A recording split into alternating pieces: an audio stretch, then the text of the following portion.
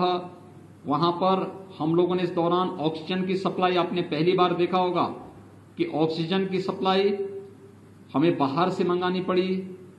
भारत सरकार ने oxygen express चलवाई, वायुसेना के विमानों का इस्तेमाल ऑक्सीजन के टैंकर को लाने ले जाने में इस्तेमाल किया गया और ये लगातार चला है। फर्स्ट वेव में हमारी प्रदेश की कुल आवश्यकता ऑक्सीजन की जो होती थी वो 300 मीट्रिक टन की हो जाती थी, लेकिन सेकेंड वेव में यह बढ़कर के 1000 मीट्रिक टन तक पहुंच गई।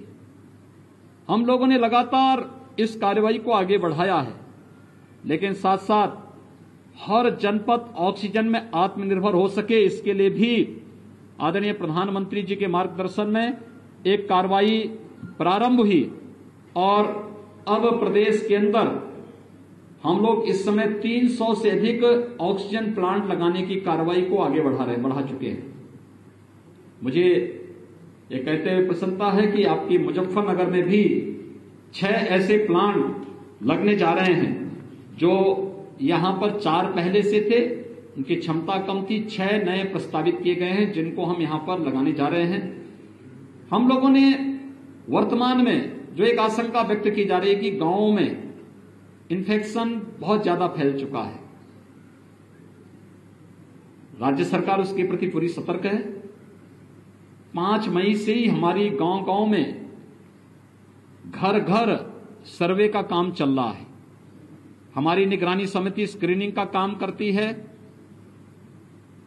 स्क्रीनिंग के बाद लक्षण युक्त और हर संदिग्ध व्यक्ति को मेडिकल किट उपलब्ध करा रही है। उन लोगों को होम आइसोलेशन में रहना है, क्वारंटीन सेंटर में रहना है या हॉस्पिटल में पहुंचाना है, इसको तय करती है और सूची इंटीग्रेटेड कोविड कंट्रोल सेंटर में उपलब्ध कराती है। ICCC से 24 घंटे के अंदर रैपिड रिस्पांस टीम उस गांव में पहुंच करके एंटीजन टेस्ट कराती है। एंटीजन टेस्ट के बाद भी अगर कुछ लोगों में संदेह है तो उनका RT-PCR जांच करवाने का कार्य हो रहा है। एक बृहद पैमाने पर एक कार्यक्रम जहां चल रहा है, वहीं साथ ही साथ यह भी तय किया गया है कि स्वच्छता, सैनिटाइजेशन और फॉगिंग की कार्रवाई भी हर एक गांव में हो, कंटेनमेंट जोन में हो। राज्य सरकार ने यह भी तय किया है कि हम लोग जरूरतमंदों को मुफ्त में भोजन उपलब्ध कराएंगे। कम्युनिटी किचन हर एक जनपद में प्रारंभ किया गया है। शासन स्तर पर 71 जनपदों में स्वयं चल रहा है, शेष 4 जनपदों में स्वयंसेवी संस्थाएं संचालित कर रही हैं, लेकिन राज्य सरकार उसको सपोर्ट कर रही है। हमने राज्य सरकारों से आज सुबह ही मैंने बैठक ली और मैंने इस बारे में कहा है कि नहीं, राज्य सरकार सभी 75 जनपदों में स्वयं भी चलाए और स्वयंसेवी संस्थाओं के माध्यम से भी हम लोग इसको चलाने की कार्रवाई करें। तो ये कार्य हमारा युद्ध स्तर पर पूरे राज्य के अंदर चल रहा है। कंटेनमेंट जोन में डोर स्टेप डिलीवरी को भी आगे बढ़ाने की कार्रवाई हमारी चल रही है और हम लोग उसको आगे बढ़ाने का कार्य कर रहे हैं। अभी जो आशंकाएं व्यक्त की जा रही है थर्ड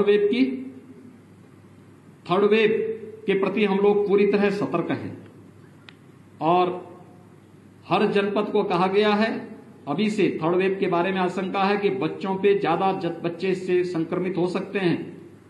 यद्यपि पहले ही उसमें कहा, पहली फर्स्ट वेव में ही ये बात कही गई थी कि हाई रिस्क कैटेगरी के लोग बाहर न निकलें, खासतौर पर जिसमें 60 साल से ऊपर के लोग, 10 साल से छोटी उम्र के बच्चे,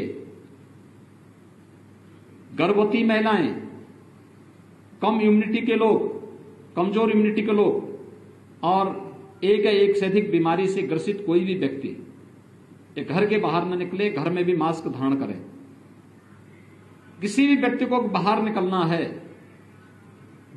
जो शेष अन्य लोग हैं, आवश्यक कार्य से बाहर निकलना हो तो मास्क जरूर पहने और 2 गज की दूरी का जरूर पालन करें। थर्ड वेव के बारे में जो बच्चों के बारे में आशंका व्यक्त की जा रही है, राज्य सरकार ने अभी से अपनी तैयारी कर ली है। हर जनपद में पीको के निर्माण की, पीडियाट्रिक आईसीयू के निर्माण की कार्रवाई, मैन पावर की ट्रेनिंग की कार्रवाई, पीडियाट्रिशियन, गायनेकोलॉजिस्ट, इन सब की ट्रेनिंग की कार्रवाई राज्य के अंदर हम लोगों ने प्रारंभ की है। ब्लैक फंगस की भी एक पोस्ट कोविड पेशेंट में ब्लैक फंगस की एक नई चैलेंज हमारे सामने आई है कुछ मामले प्रदेश के अंदर आए हैं, उनके उपचार की व्यवस्था की जा रही है।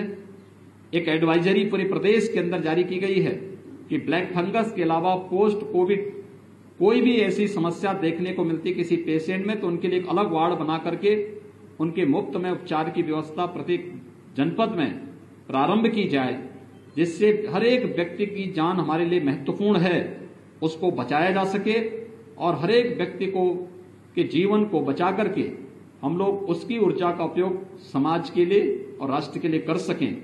आप सबसे मेरी अपील है, राज्य सरकार ने अपने स्तर पर जो कार्रवाई की है, केंद्र सरकार जो कार्रवाई कर रही है, खासतौर पर केंद्र सरकार ने हर एक गरीब को 5 किलो यूनिट यानी पर यूनिट 5 किलो खाद्यान्न उपलब्ध करवाने की कार्रवाई शुरू की है।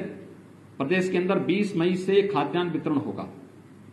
राज्य सरकार ने जून, जुलाई, अगस्त 3 महीने के लिए हर पात्र गृहस्थी और अंत्योदय कार्ड धारक के साथ साथ हर जरूरतमंद को खाद्यान्न उपलब्ध करवाने, निःशुल्क खाद्यान्न उपलब्ध कराने की कार्रवाई को अपनी मंजूरी दी है। इसके साथ ही जो डेली कमाने वाले लोग हैं, श्रमिक हैं, स्ट्रीट वेंडर हैं, माली है, कुली है, पलेदार है, नाव है, धोबी है, मोची है, इन सभी लोगों को 1000 रुपये का भरण पोषण भत्ता भी प्रदेश सरकार ने अपनी स्वीकृति दी है। ये जून माह में सभी लोगों को मिलना प्रारंभ हो जाएगा। आप सबसे मेरी अपील है कि समाज को जागरूक करने और इस महामारी से मजबूती के साथ लड़ने में, प्रत्येक नागरिक को तैयार करने में, जागरूक करने में आपकी एक बड़ी भूमिका हो सकती है। आपके माध्यम से मैं सबसे अपील करूंगा, हम कोरोना प्रोटोकॉल का पालन प्रत्येक व्यक्ति करे।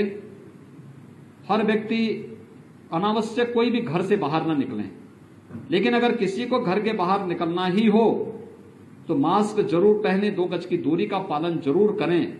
अगर कोरोना के इस प्रोटोकॉल का पालन हर व्यक्ति करता है तो कोरोना के खिलाफ देश की लड़ाई को विजयी बनने में बहुत देर नहीं लगेगी और इस महामारी से, इस सदी की सबसे बड़ी महामारी से हम सफलतापूर्वक विजयी बनने में हमें सफलता प्राप्त होगी। धन्यवाद जी।